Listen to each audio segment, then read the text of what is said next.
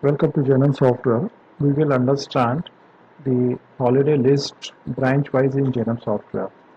So in HR management, holiday list, select the holiday date, let's say 12, and description test 12, and select the branch, let's say uh, Gujarat, and click save.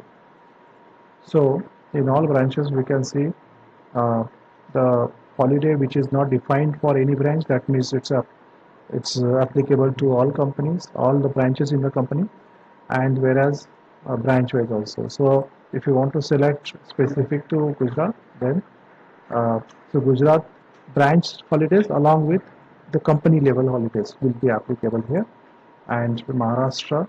So company level holidays will be applicable to all the branches, and holidays specific to branches. All right.